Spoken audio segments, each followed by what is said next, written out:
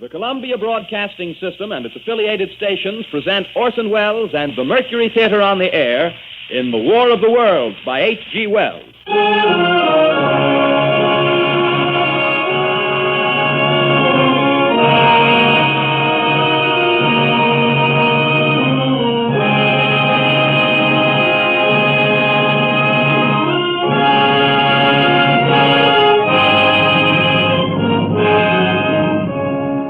Ladies and gentlemen, the director of the Mercury Theater and star of these broadcasts, Orson Welles. We know now that in the early years of the 20th century, this world was being watched closely by intelligences greater than man's, and yet as mortal as his own. We know now that as human beings busied themselves about their various concerns, they were scrutinized and studied, perhaps almost as narrowly as a man with a microscope might scrutinize the transient creatures that swarm and multiply in a drop of water. With infinite complacence, people went to and fro over the earth about their little affairs, serene in the assurance of their dominion over this small, spinning fragment of solar driftwood, which by chance or design, man has inherited out of the dark mystery of time and space. Yet across an immense ethereal gulf, minds that are to our minds as ours are to the beasts in the jungle, intellects vast, cool, and unsympathetic, regarded this earth with envious eyes and slowly and surely drew their plans against us. And in the 39th year of the 20th century came the Great Disillusionment. It was near the end of October. Business was better. The war scare was over. More men were back at work. Sales were picking up. On this particular evening, October 30th, the Crosley service estimated that 32 million people were listening in on radios. For the next 24 hours, not much change in temperature. A slight atmospheric disturbance of undetermined origin is reported over Nova Scotia, causing a low-pressure area to move down rather rapidly over the northeastern states, bringing a forecast of rain accompanied by winds of light gale force. Maximum temperature 66, minimum 48. This weather report comes to you from the Government Weather Bureau. We take you now to the Meridian Room in the Hotel Park Plaza in downtown New York, where you will be entertained by the music of Raymond Raquello and his orchestra.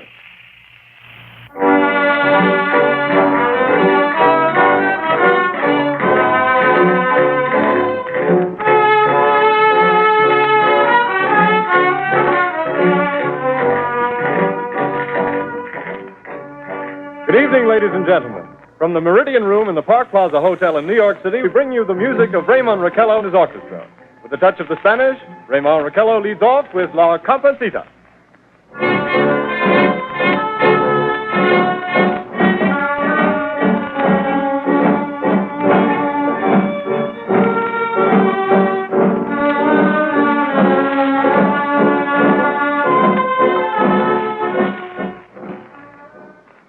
Ladies and gentlemen, we interrupt our program of dance music to bring you a special bulletin from the Intercontinental Radio News.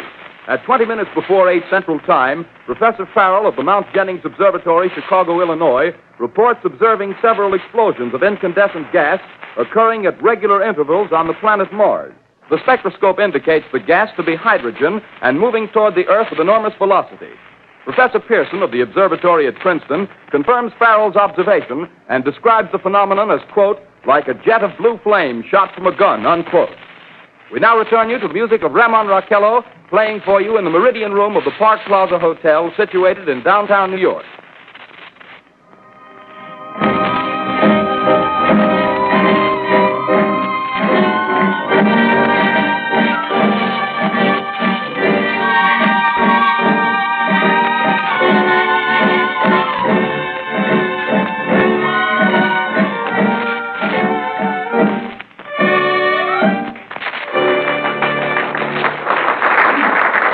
And now a tune that never loses favor, the ever-popular Stardust, Raymond Raquello and his orchestra.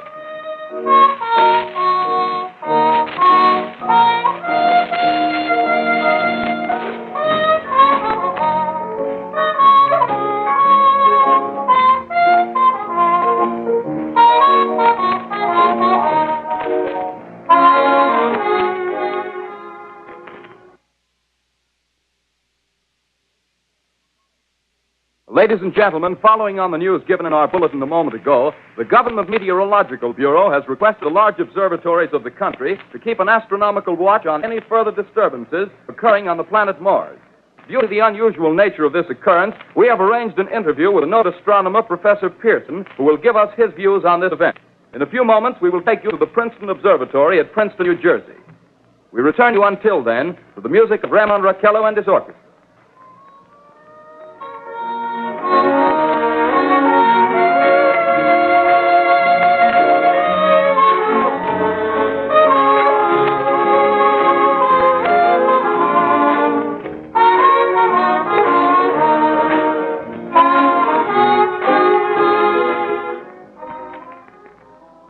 We are ready now to take you to the Princeton Observatory at Princeton, where Carl Phillips, our commentator, will interview Professor Richard Pearson, famous astronomer.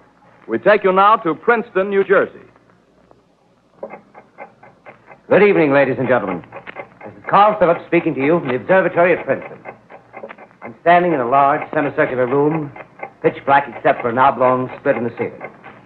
Through this opening, I can see a sprinkling of stars that cast a kind of frosty glow over the intricate mechanism of the huge telescope. The ticking sound you hear is the vibration of the clockwork.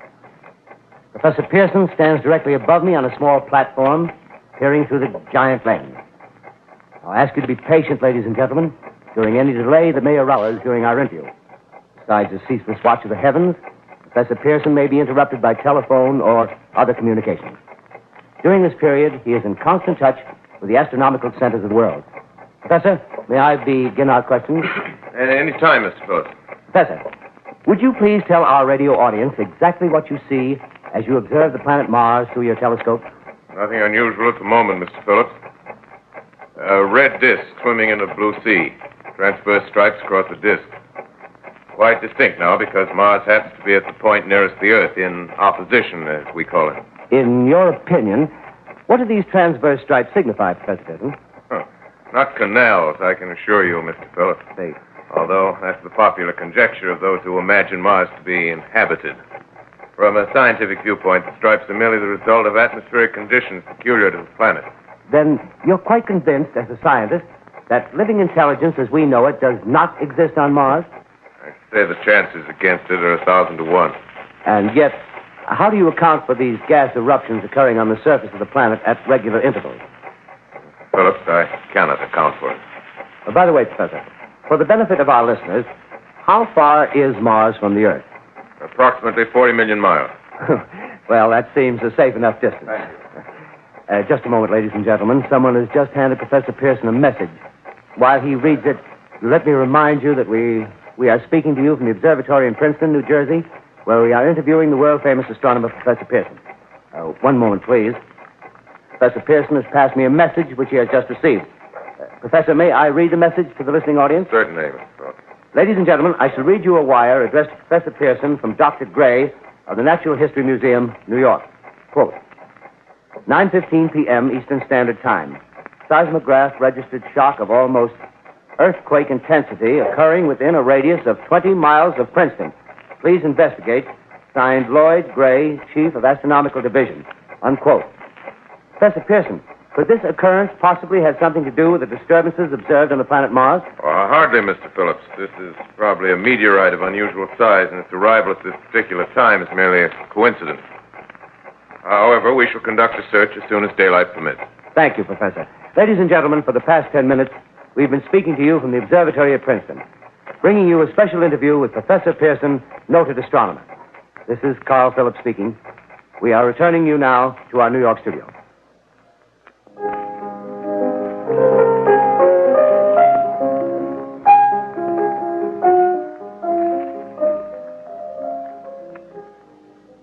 Ladies and gentlemen, here is the latest bulletin from the Intercontinental Radio News. Toronto, Canada. Professor Morse of Macmillan University reports observing a total of 3 explosions on the planet Mars between the hours of 7:45 p.m. and 9:20 p.m. Eastern Standard Time. This confirms earlier reports received from American observatories. Now, nearer home, comes a special bulletin from Trenton, New Jersey. It is reported that at 8:50 p.m., a huge flaming object, believed to be a meteorite, fell on a farm in the neighborhood of Grover's Mill, New Jersey, 22 miles from Trenton. The flash in the sky was visible within a radius of several hundred miles, and the noise of the impact was heard as far north as Elizabeth. We have dispatched a special mobile unit to the scene, and we'll have our commentator, Carl Phillips, give you a word picture of the scene as soon as he can reach there from Princeton. In the meantime, we take you to the Hotel Martinet in Brooklyn, where Bobby Millett and his orchestra are offering a program of dance music.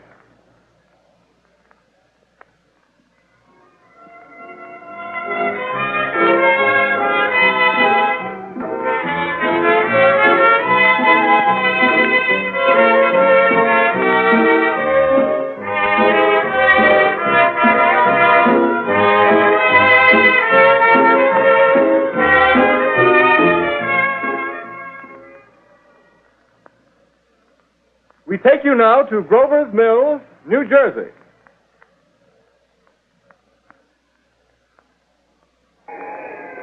Ladies and gentlemen, this is Carl Phillips again, out at the Wilmot Farm, Grover's Mill, New Jersey. Professor Pearson and myself made the 11 miles from Princeton in 10 minutes. Well, I hardly know where to begin. To paint for you a word picture of the strange scene before my eyes, like something out of a modern Arabian Nights. Well, I just got here. I haven't had a chance to look around yet. I guess that's it. Yes, I guess that's the thing directly in front of me, half buried in a vast pit. Must have struck with terrific force. The ground is covered with splinters of a tree. It must have struck on its way down. What I can see of the object itself doesn't look very much like a meteor, at least not the meteors I've seen. It looks more like a huge cylinder. Has a diameter of, what would you say, Professor Pearson? What's that? What would you say, what's the diameter of this? About 30 yards. About 30 yards. The metal on the sheath is, well, I've never seen anything like it. The color is sort of yellowish white. It's curious. Spectators now are pressing close to the object in spite of the efforts of the police to keep them back. Getting in front of my line of vision. Would you mind standing one side, please? While the policemen are pushing the crowd back. Here's Mr. Wilmot, owner of the farm here. He may have some interesting facts to add. Mr. Wilmot, would you please tell the radio audience as much as you remember of this rather unusual visitor that dropped in your backyard? A step closer, please. Ladies and gentlemen, this is Mr. Wilmot. Well, I was listening to the radio. Closer and louder, please. Pardon me? Louder, please, closer. Yes. I was listening to the radio and kind of drowsing. That professor fellow was talking about Mars, so I was half dozing and half... Yes, Mr. Wilmot, and then what happened? Well, as I was saying, I was listening to the radio, kind of halfway. Yes, Mr. Wilmot, and then you saw something. Well, not first off. I heard something. And what did you hear? A hissing sound like this. Kind of like a 4th of July rocket. Yes, then what? I turned my head out the window and would have sworn I was asleep and dreaming. Yes? I seen a kind of greenish streak and then zingo. Something smacked the ground, knocked me clear out of my chair. Well, were you frightened, Mr. Wilmot? Well, I ain't quite sure. I reckon I was kind of riled. Well, thank you, Mr. Wilmot. Thank you very much. Yeah, you want me to tell No, that's quite all right. That's plenty. Ladies and gentlemen, you've just heard Mr. Wilmot, owner of the farm where this thing has fallen. I wish I could convey the atmosphere, the background of this fantastic scene. Hundreds of cars are parked in a field in back of us, and the police are trying to rope off the roadway leading into the farm, but it's no use. They're breaking right through. The car's headlights throw an enormous spotlight on the pit where the object's half buried. Now, some of the more daring souls now are venturing near the edge. Their silhouettes stand out against the metal sheen. One man wants to touch the thing. He's having an argument with the policeman. Now, the policeman wins. Now, ladies and gentlemen, there's something I haven't mentioned in all this excitement, but it's becoming more distinct. Perhaps you've caught it already on your radio. Listen, please. Do you hear it? It's a curious humming sound that seems to come from inside the object. I'll move the microphone nearer. Here. Now, we're not more than 25 feet away. Can you hear it now? Professor Pearson. Yes, Mr. Phillips. Can you tell us the meaning of that scraping noise inside the thing? Possibly the unequal cooling of its surface. I say, do you still think it's a meteor, Professor? I don't know what to think. The metal casing is definitely extraterrestrial. Not found on this Earth. Friction with the Earth's atmosphere usually tears holes in a meteorite. This thing is smooth, and you can see its cylindrical just a minute. shape. Something's happening. Ladies and gentlemen, this is terrific. This end of the thing is beginning to flake off. The top is beginning to rotate like a screw, and the thing must be hollow. He's moving! Look Keep back there! Keep back there! Keep those men back! Keep back there! Keep those idiots back! Keep off! The top's loose! Look out there! Stand back! Ladies and gentlemen, this is the most terrifying thing I've ever witnessed. Wait a minute. Someone's crawling out or something. I can see peering out of that black hole two luminous discs. The eyes, it might be a face, might be almost Good heavens, something wriggling out of the shadow like a gray snake. Now it's another one and another one and another one. They look like tentacles to me. Oh, yeah, I can see the thing's body now. It's large as a bear. It glistens like wet leather, but that face, ladies and gentlemen, it's indescribable. I can hardly force myself to keep looking at it. It's so awful. The eyes are black and they gleam like a serpent. The mouth is kind of V-shaped with saliva dripping from its rimless lips that seem to quiver and pulsate. And the monster, or whatever it is, can hardly move. It seems weighed down by possibly gravity or something. The thing's rising up now, and the crowd falls back. There seems plenty. The most extraordinary experience, ladies and gentlemen. I can't find words. Well, I'll pull this microphone with me as I talk. I'll have to stop the description until I can take a new position. Hold on, will you please? I'll be right back in a minute.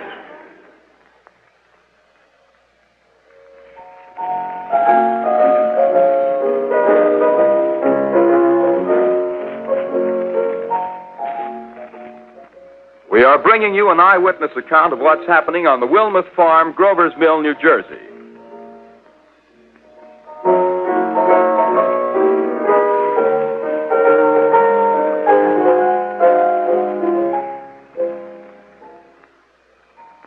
We now return you to Carl Phillips at Grover's Mill. Ladies and gentlemen, am I on? Ladies and gentlemen, here I am, back of a stone wall that adjoins Mr. Wilmuth's garden. From here, I get a sweep of the whole scene. I'll give you every detail as long as I can talk and as long as I can see. More state police have arrived. They're drawing up a cordon in front of the pit. About 30 of them. No need to push the crowd back now. They're willing to keep their distance. The captain conferring with someone. Can't quite see who. Oh, yes, I believe it's Professor Pearson. Yes, it is. Now they've parted, and the professor moves around one side, studying the object while the captain and two policemen advance with something in their hands. I can see it now. It's a white handkerchief tied to a pole. Flag of truce. If those creatures know what that means, what anything means. Wait a minute, something's happening. Humped shape is rising out of the pit. I can make out a small beam of light against a mirror. What's that? There's a jet of flame springing from the mirror, and it leaps right at the advancing men. It strikes them head on. Oh, Lord, they're turning into flames.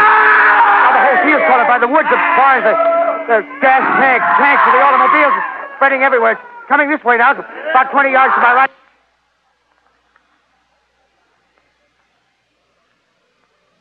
Ladies and gentlemen, due to circumstances beyond our control, we are unable to continue the broadcast from Grover's Mill. Evidently, there's some difficulty with our field transmission. However, we will return to that point at the earliest opportunity.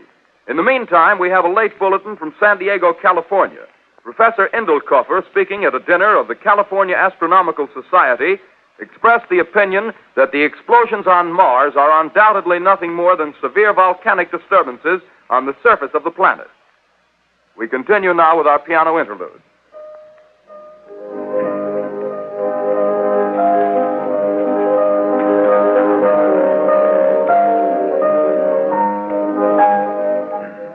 Ladies and gentlemen, I've just been handed a message that came in from Grover's Mill by telephone. Just one moment, please.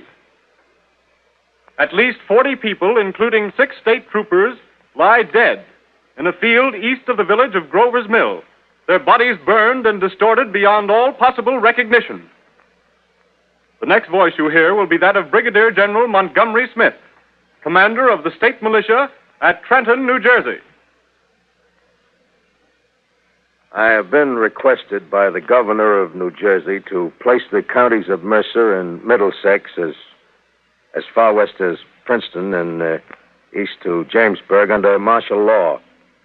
No one will be permitted to enter this area except by special pass issued by state or military authorities. 4 companies of state militia are proceeding from Trenton to Grover's Mill and will aid in the evacuation of homes within the range of military operations. Thank you. You have just been listening to General Montgomery Smith, commanding the state militia at Trenton. In the meantime, further details of the catastrophe at Grover's Mill are coming in.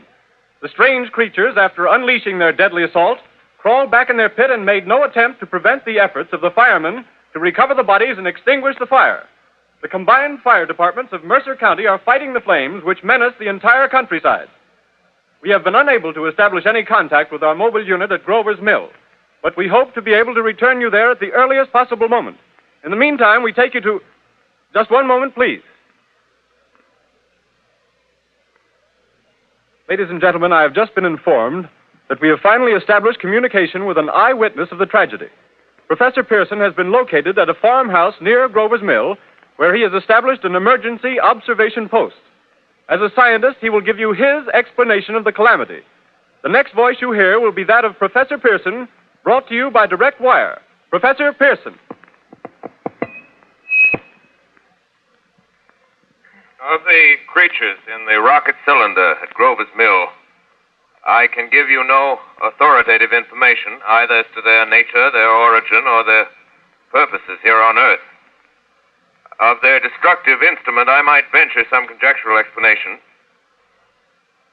For want of a better term, I shall refer to the mysterious weapon as a heat ray. It's all too evident that these creatures have scientific knowledge far in advance of our own. It's my guess that in some way they are able to generate an intense heat in a chamber of practically absolute non-conductivity. This intense heat they project in a parallel beam against any object they choose by means of a polished parabolic mirror of unknown composition, much as the mirror of a lighthouse projects a beam of light. That is my conjecture of the origin of the heat ray. Thank you, Professor Pearson. Ladies and gentlemen, here is a bulletin from Trenton. It is a brief statement informing us that the charred body of Carl Phillips has been identified in a Trenton hospital. Now, here's another bulletin from Washington, D.C. The Office of the Director of the National Red Cross reports 10 units of Red Cross emergency workers have been assigned to the headquarters of the state militia, stationed outside of Grover's Mill, New Jersey. Here's a bulletin from State Police, Princeton Junction. The fires at Grover's Mill and vicinity are now under control. Scouts report all quiet in the pit, and there is no sign of life appearing from the mouth of the cylinder. Now, ladies and gentlemen, we have a special statement from Mr. Harry McDonald, Vice President in charge of operations. We have received a request from the state militia of Trenton to place at their disposal our entire broadcasting facilities. In view of the gravity of the situation, and believing that radio has a responsibility to serve in the public interest at all times, we are turning over our facilities to the state militia at Trenton. We take you now to the field headquarters of the state militia near Grover's Mill, New Jersey. This is Captain Lansing of the Signal Corps, attached to the state militia, now engaged in military operations in the vicinity of Grover's Mill. Situation arising from the reported presence of certain individuals of unidentified nature is now under complete control. The cylindrical object, which lies in a pit directly below our position, surrounded on all sides by 8 battalions of infantry, without heavy field pieces, but adequately armed with rifles and machine guns. All cause for alarm, if such cause ever existed, is now entirely unjustified. Things, whatever they are, do not even venture to poke their heads above the pit. I can see their hiding place plainly in the glare of the searchlights here. With all their reported resources, these creatures can scarcely stand up against heavy machine gun fire. Anyway, it's an interesting outing for the troops. I can make out their khaki uniforms crossing back and forth in front of the lights. Looks almost like a real war. There appears to be some slight smoke in the woods bordering the Millstone River, probably fire started by campers. Well, we ought to see some action soon. One of the companies is deploying on the left flank. A quick thrust and it'll all be over. Now, wait a minute. I see something on top of the cylinder. No, it's nothing but a shadow. Now the troops are on the edge of the Wilmot Farm. 7,000 armed men closing in on an old metal tube. A tub, rather. Well, wait, that wasn't a shadow. It's something moving. Solid metal, kind of a shield-like affair rising up out of the cylinder. It's going higher and higher. What? It's standing on legs, actually rearing up on a sort of metal framework. Now it's reaching above the trees and the searchlights are on it. Hold on.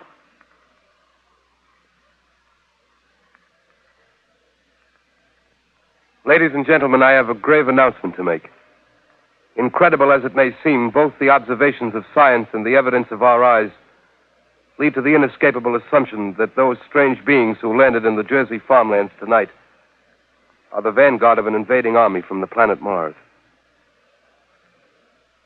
The battle which took place tonight at Grover Mills has ended in one of the most startling defeats ever suffered by an army in modern times.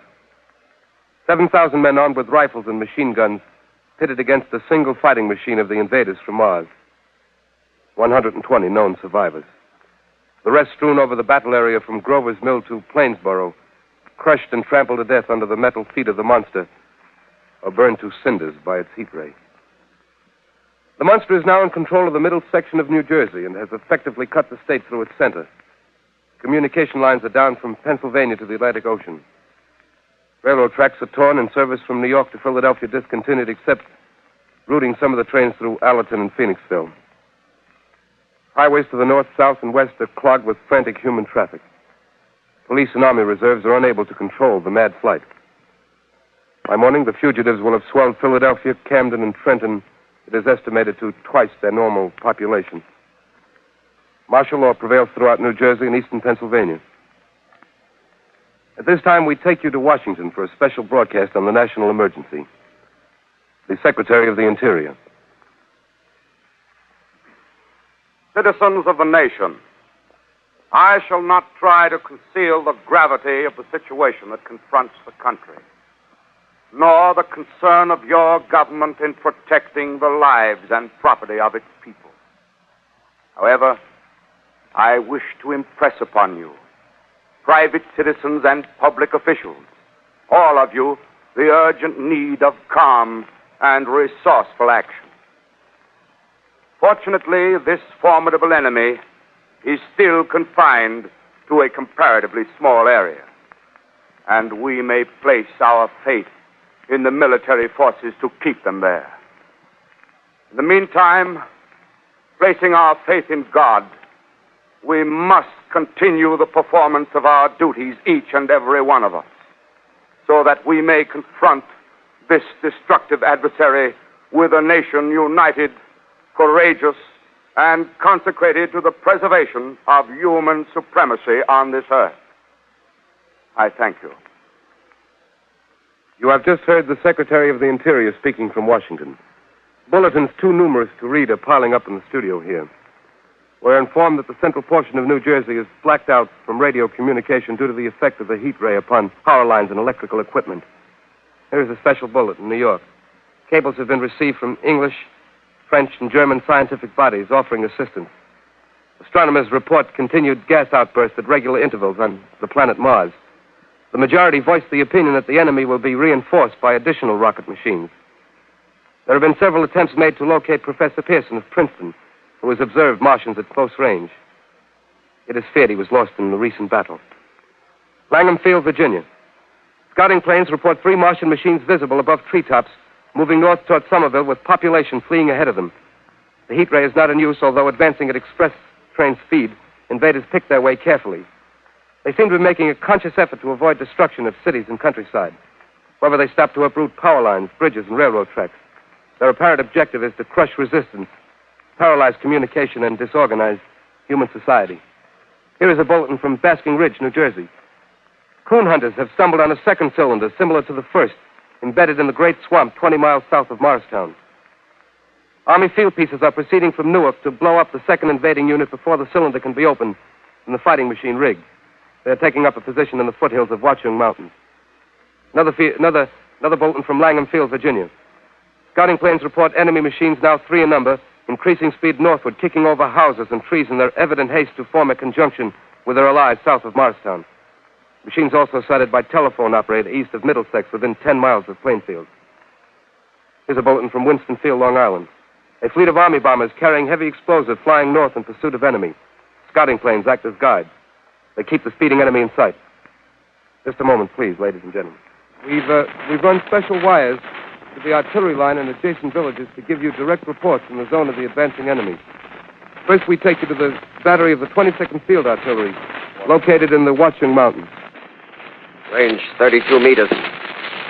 32 meters. Projection 39 degrees. 39 degrees. Fire. 140 yards to the right, sir. Shift range, 31 meters. 31 meters. Projection 37 degrees. 37 degrees. Fire.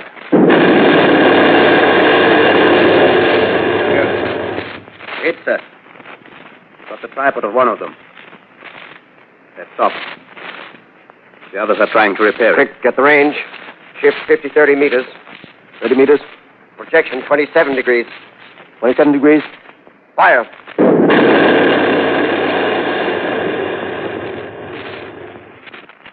Can't see the shell land, sir. Letting off a smoke. What is it? Black smoke, sir. Moving this way. Lying close to the ground. Moving fast. Put on gas masks. Get ready to fire. Shift to 24 meters. 24 meters. Projection 24 degrees. 24 degrees. Fire.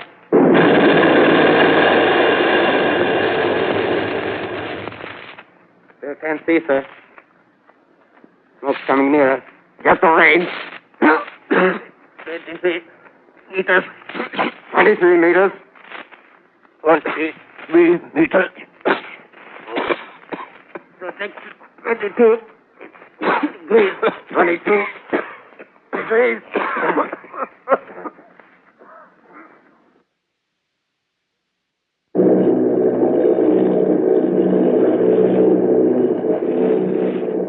Army bombing plane B-843 off Bayonne, New Jersey. Lieutenant Vogt, commanding 8 bombers, reporting to Commander Fairfax, Langham Field. This is Vogt reporting to Commander Fairfax, Langham Field. Enemy tripod machines now in sight. Reinforced by 3 machines from the Morristown cylinder. 6 altogether. 1 machine partially crippled. Believed hit by shell from Army gun in Watchung Mountains. Guns now appear silent. A heavy black fog hanging close to the earth of extreme density, nature unknown. No sign of heat ray. Enemy now turns east, crossing Passaic River into the Jersey marshes. Another straddles the Pulaski Skyway. Evident objective is New York City. They're pushing down a high-tension power station. Machines are close together now, and we're ready to attack. Planes circling, ready to strike.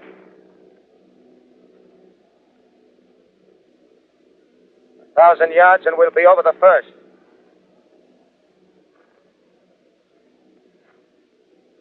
$800 yards.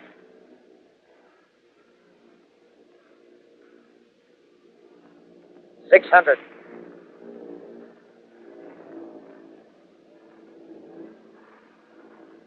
$400. 200. There they go. The giant arm raised. Green flash. They're spraying us with flame. 2,000 feet. Engines are giving out. No chance to release bombs. Only one thing left. Drop on them, plane and all. We're diving on the first one. Now the engine's gone. 8.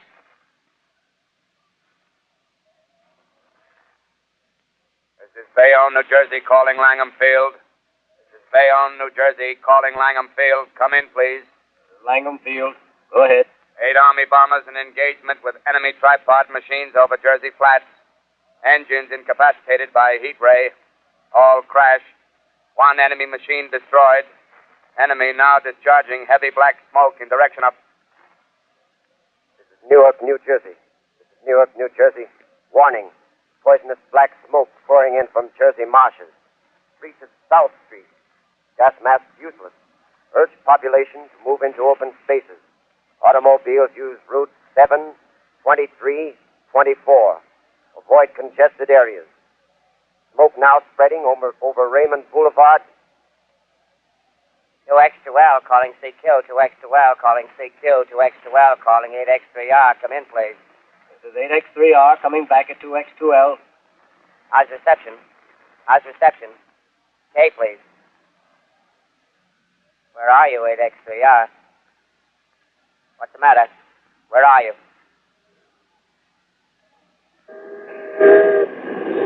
I'm speaking from the roof of Broadcasting Building. I'm speaking from the roof of Broadcasting Building, New York City. The bells you hear are ringing to warn the people to evacuate the city as Martians approach. Estimated in the last 2 hours, 3 million people have moved out along the roads to the north. Hutchison River Parkway is still kept open for motor traffic. Avoid bridges to Long Island, hopelessly jammed. All communication with Jersey Shore closed 10 minutes ago. No more defenses. Our army is wiped out. Artillery, Air Force, everything wiped out. This may be the last broadcast. We'll stay here to the end. People are holding service here below us in the cathedral. Now I look down the harbor, all manner of boats, overloaded with fleeing population pulling out from docks. Streets are all jammed. Noise in crowds like New Year's Eve in city. Wait a minute. The enemy's now in sight above the Palisades. Five great machines. First one is crossing the river. I can see it from here, wading the Hudson like a man wading through a brook. A bulletin is handed me. Martian cylinders are falling all over the country. One outside of Buffalo, one in Chicago, St. Louis. Seem to be timed and spaced. Now the first machine reaches the shore. He stands watching, looking over the city. Steel Cowlish head is even with the skyscrapers. He waits for the others. They rise like a line of new towers on the city's west side. Now they're lifting their metal hands. This is the end now. Smoke comes out, black smoke drifting over the city. People in the streets see it now. They're running toward the East River, thousands of them, dropping in like rats. Now the smoke's spreading faster. It's reached Times Square. People are trying to run away from it, but it's no use. They're falling like flies. Now the smoke's crossing 6th Avenue. 5th Avenue. 100 yards away. It's 50 feet.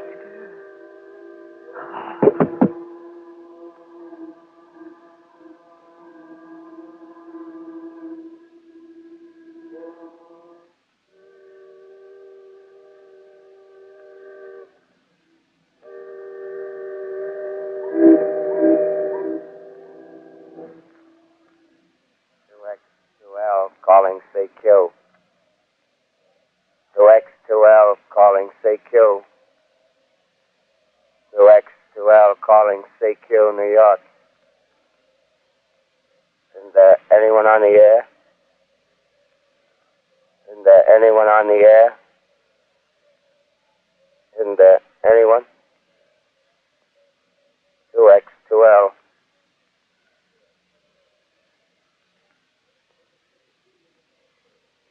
You are listening to a CBS presentation of Orson Welles and the Mercury Theater on the Air in an original dramatization of The War of the Worlds by H.G. Wells. The performance will continue after a brief intermission. This is the Columbia Broadcasting System.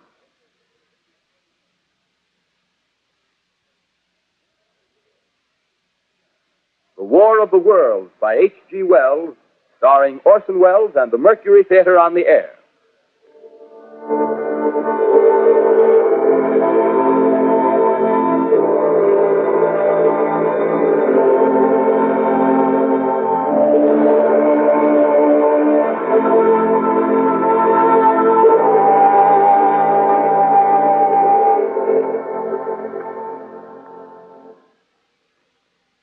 I set down these notes on paper, I'm obsessed by the thought that I may be the last living man on Earth. I've been hiding in this empty house near Grover's Mill, a small island of daylight cut off by the black smoke from the rest of the world. All that happened before the arrival of these monstrous creatures in the world now seems part of another life. A life that has no continuity with the present. Furtive existence of the lonely derelict who pencils these words on the back of some astronomical notes bearing the signature of Richard Pearson.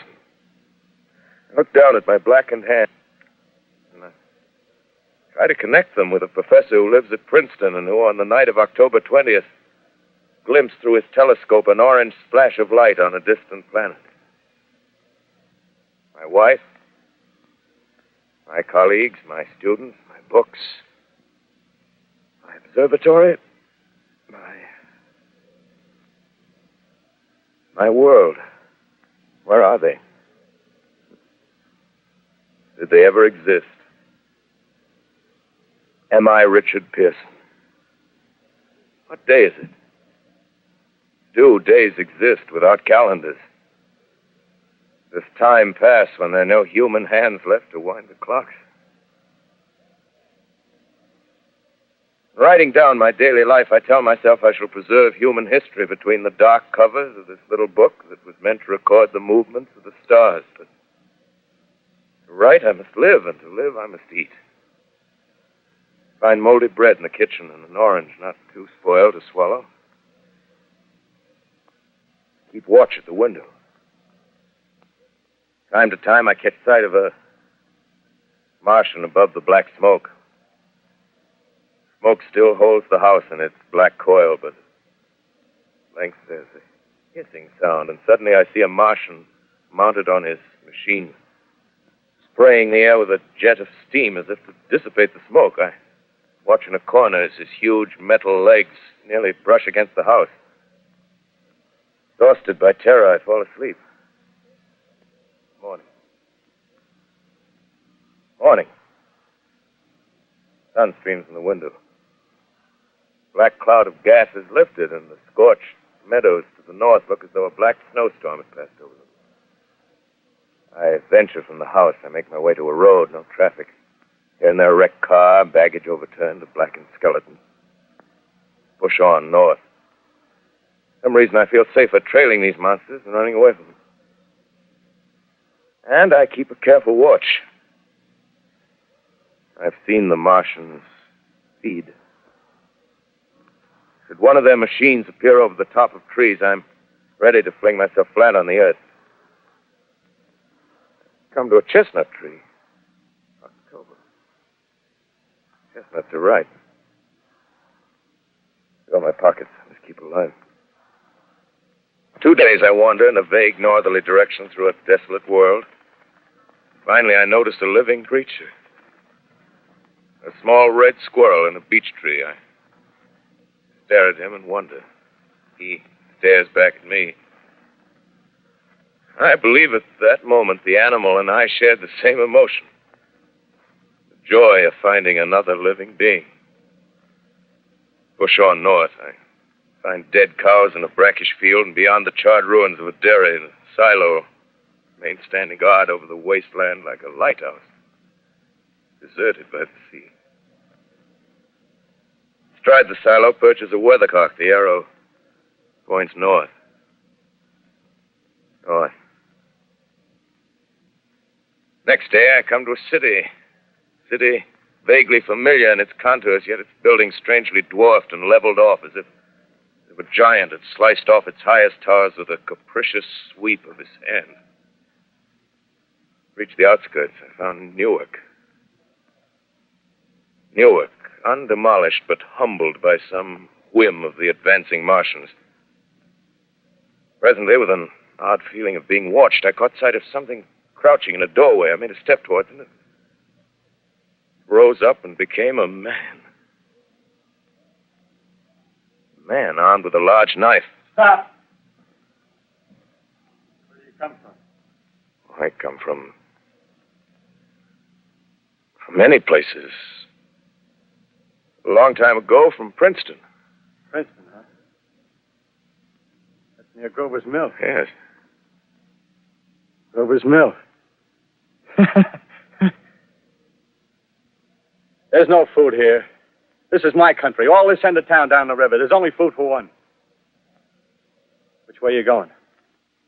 I don't know. I guess I'm looking for people. Hey, what was that? You hear something just then? No. Only a bird. A live bird. Yeah. You get to know that birds have shadows these days. Say, we're in the open here. Let's crawl in this doorway here and talk. Have you seen any Martians? No. They're going over to New York. Tonight, the sky's alive with their lights, just as if people were still living in it. By daylight, you can't see them. 5 days ago, a couple of them carried something big across the flats from the airport. I think they're learning how to fly. Fly? Yeah, fly. Well, it's all over with humanity. Stranger, there's still you and I. 2 of us left. Yeah. They got themselves in solid. They wrecked the greatest country in the world. Those green stars, they're probably falling somewhere every night. They've only lost one machine. There isn't anything to do. We're done. We're licked. Where were you? You're in a uniform. Yeah, what's left of it. I was in the militia. National Guard. That's good. There wasn't any war. Any more than there's war between men and ants. Yes, but we're eatable ants. I found that out. What'll they do to us? I filled it all out. Right now, we're caught as we're wanted. A Martian only has to go a few miles to get a crowd on the run. But they won't keep on doing that. They'll begin catching us systematic, like keeping the best and storing us in cages and things. They haven't begun on us yet. Not begun? Not begun. All that's happened so far is because we don't have sense enough to keep quiet. Bothering them with guns and such stuff and losing our heads and rushing off in crowds. Now, instead of our rushing around blind, we got to fix ourselves up. Fix ourselves up according to the way things are now. Cities, nations, civilization, progress. Yes, but if that's so, what is there to live for? Well, there won't be any more concerts for 1,000,000 years or so, and no nice little dinners at restaurants. If it's amusement you're after, I guess the game's up. What is there left? Life, that's what. I want to live. Yeah, and so do you. We're not going to be exterminated. And I don't mean to be caught either. Tamed and fattened and bred like an ox. What are you going to do? I'm going on. Right under their feet. I got a plan. We men as men, we're finished. We don't know enough. We got to learn plenty before we got a chance. We've got to live and keep free while we learn, see? I've thought it all out, see? Well, tell me the rest. Well, it isn't all of us that are made for wild beasts. That's what it got to. That's what it got to be. That's why I watched you. Watched you. All those little office workers that used to live in these houses. They be no good. They haven't any stuff in them. They run off to work. I've seen hundreds of them running to catch their commuter's train in the morning, afraid they'd get canned if they didn't. Running back at night, afraid they wouldn't be in time for dinner. Lives insured and a little invested in case of accident. Yeah, and on Sundays, worried about the hereafter. Well, the Martians, they'll be a godsend for those guys. Nice roomy cages, good food, careful breeding, no worries. Yeah, after a week or so of chasing around the fields on empty stomachs, they'll come and be glad to be caught. You've thought it all out, haven't you? Sure, you bet I have. That isn't all. These Martians are going to make pets of them. Train them to do tricks. Who knows, get sentimental over the pet boy who grew up and had to be killed. Yeah, and some maybe, they'll train to hunt us. Oh, no, it's impossible. Yes, they will. There's men who do it gladly. One of them never sees after me, by... Meantime, you and I and others like us, where are we to live when the Martians own the Earth? I got it all figured out. We'll live underground. I've been thinking about the sewers. Under New York, there are miles and miles of them. The main ones, they're big enough for anybody. And there's cellars, vaults, Underground storerooms, railway tunnels, subways. You begin to see, huh? We'll get a bunch of strong men together. No weakness. That rubbish, out. As you meant me to go. All right. Give you a chance, didn't I? Won't quarrel about that. Go on. Well, we got to make safe places for us to stay in, see? Get all the books we can. Science books. That's where men like you come in, see? We raid the museums. We'll even spy on the Martians. May not be so much we have to learn before... Just imagine this. 4 or 5 of their own fighting machines suddenly start off. Heat rays right and left. Not a Martian in them. Not a Martian in them, see? But men. Men who've learned the way how. May even be in our time. Gee. Imagine having one of them lovely things with a heat ray wide and free. We'd turn it on Martians. We'd turn it on men. We'd bring everybody down on their knees. That's your plan. You, me, you more. We'd own the world. I see. Hey. Hey, what's the matter? Where are you going? Not to your world. Bye, stranger. Well, after parting with the artilleryman, I came at last to the Holland Tunnel, entered that silent tube, anxious to know the fate of the great city on the other side of the Hudson. Cautiously, I came out of the tunnel and made my way up Canal Street. Reached 14th Street, and there again were black powder and several bodies and an evil, ominous smell from the gratings of the cellars of some of the houses. I wandered up through the 30s and 40s, stood alone on Times Square, caught sight of a lean dog running down 7th Avenue with a piece of dark brown meat in his jaws and a pack of starving mongrels at his heels.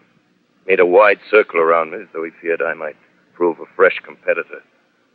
Walked up Broadway in the direction of that strange powder, past silent shop windows, displaying their mute wares to empty sidewalks. Past the Capitol Theater, silent, dark. Past a shooting gallery where a row of empty guns faced an arrested line of wooden ducks.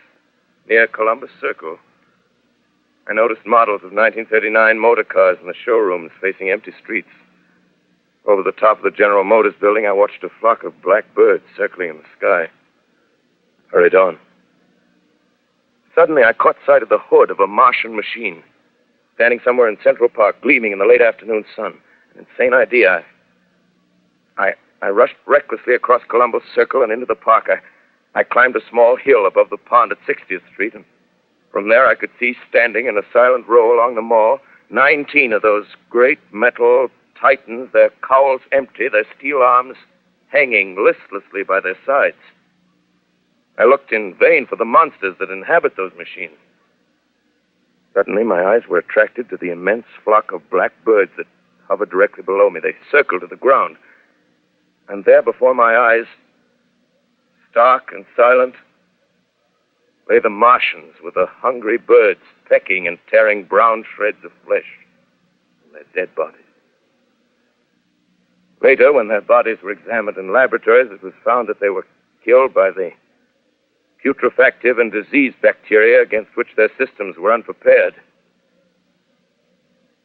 Slain, after all, man's defenses had failed by the humblest thing that God, His wisdom, has put upon this earth. Before the cylinder fell, there was a general persuasion that through all the deep of space, no life existed beyond the petty surface of our minute sphere. Now we see further. Dim and wonderful is the vision I've conjured up in my mind of life spreading slowly from this little seedbed of the solar system throughout the inanimate vastnesses of sidereal space. But a remote dream, maybe. Maybe that the destruction of the Martians is only a reprieve to them and not to us. The future ordained, perhaps. Strange it now seems to sit in my peaceful study at Princeton, writing down this last chapter of the record. begun at a deserted farm in Grover's Mill. Strange to watch children playing in the streets. Strange to see young people strolling on the green where the new spring grass heals the last black scars of a bruised earth. Strange to watch the sightseers enter the museum where the dissembled parts of a Martian machine are kept on public view. Strange when I recall the time when I first saw it. Bright and clean-cut, hard and silent under the dawn of that last great day.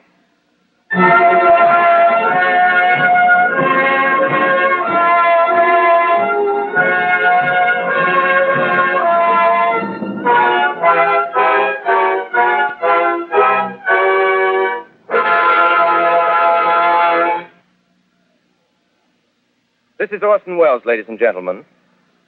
Out of character, to assure you that the War of the Worlds has no further significance than as the holiday offering it was intended to be. The Mercury Theater's own radio version of dressing up in a sheet and jumping out of a bush and saying boo. Starting now, we couldn't soap all your windows and seal all your garden gates. By tomorrow night, so we did the best next thing. We annihilated the world before your very ears and utterly destroyed the CBS. You will be relieved, I hope, to learn that we didn't mean it, and that both institutions are still open for business. So goodbye, everybody, and remember, please, for the next day or so, the terrible lesson you learned tonight. That grinning, glowing, globular invader of your living room is an inhabitant of the pumpkin patch, and if your doorbell rings and nobody's there, that was no Martian, it's Halloween.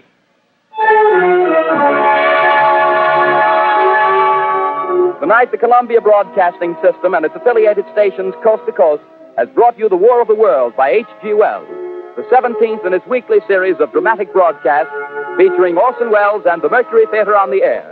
Next week, we present a dramatization of 3 famous short stories. This is the Columbia Broadcasting System.